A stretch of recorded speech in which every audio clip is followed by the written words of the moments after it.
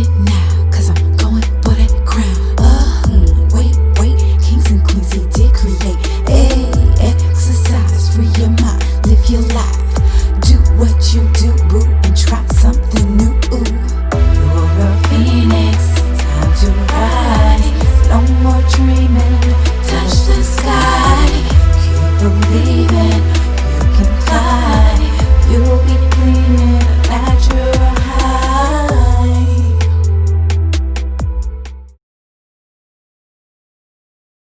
Hello and welcome back. Thanks for tuning in for this quick video. I wanted to talk about, I guess the previous video we kind of went over finding a happy space, finding a happy spot. I kind of wanted to explain why that's so important, because a lot of times people may say, oh, just do something that makes you happy, do something to relieve your stress.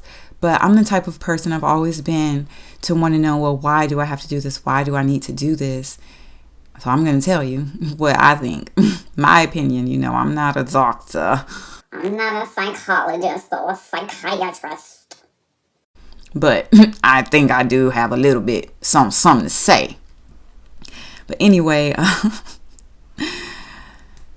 imagine if you have a jar and you're filling it up with, let's say, pennies. Like when you were little, you used to have a piggy bank and you fill it up with pennies. All right. So Monday, you're leaving your house. You're backing out of the driveway.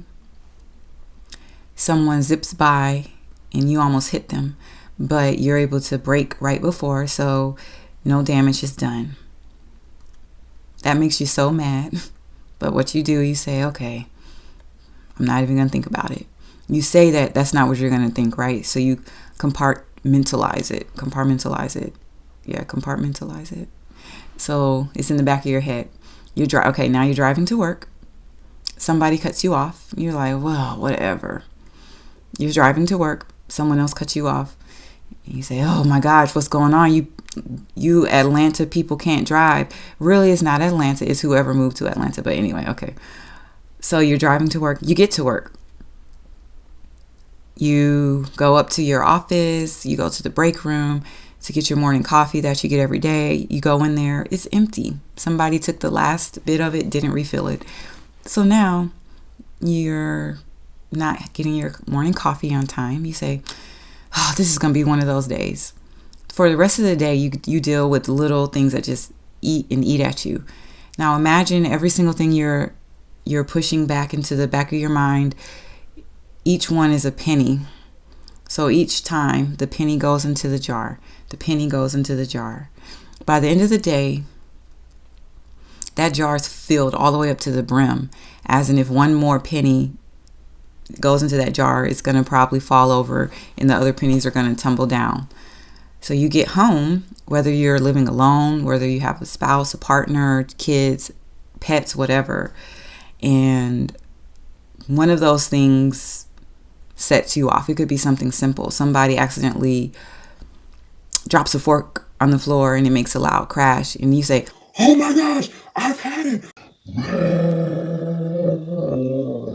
And go all exorcist on them. Now, let's rewind back to the beginning of the day. When that person almost cut you off, or when that person almost hit you when you were backing out of the driveway, you said, I'm not going to think about it. Oh, it's in the back of the head. You ignored it. Is that always the best thing to do? Or should you have at that moment like, oh my gosh, this person, what's wrong with you? Address it in your mind and say, okay, God. Or I say that because I'm a follower of Christ. If you don't believe in God, whatever you believe in, whatever your beliefs are, when that situation happened, maybe try to acknowledge that it happened instead of just ignoring it and say, I'm not going to think about it. Think about it at that moment so then you can just let it go.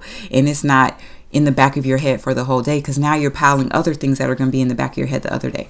I'm not saying you should have cussed that driver out or chased them down, road rage, but I'm saying address it at that moment and say, all right, that really upset me. Like, what's wrong with them? How could they have done that? Let it out, like vent it out. Even if you're talking to yourself, I talk to myself all the time. Turn on the music on the radio, but don't just let it sit in the back of your mind and not address it. So I just wanted to kind of say that it's important to have happy places to go to. Don't just say, I'm not thinking about it. If something happens, think about it. Get it off your chest, even if you're talking to yourself out loud. And then find something that makes you smile. Like I said, listen to the radio, call a friend and talk to them on your way to work. Something that allows you to have a happy space after you address the thing that upset you. But I know it may sound kind of weird and quirky, but I really believe that would help you to avoid so much built up stress, so much pent up stress. If you acknowledge that you're upset about something, and then you have an outlet, a healthy way to, okay, I'm mad about this, but now let me cheer myself up. What can I do? Instead of just let stuff pile on throughout the day until you explode at home over something that was not even worth exploding over. So that's my little thought for today about why I think it's important to have happy places. And I hope you guys have a wonderful day. And remember to smile.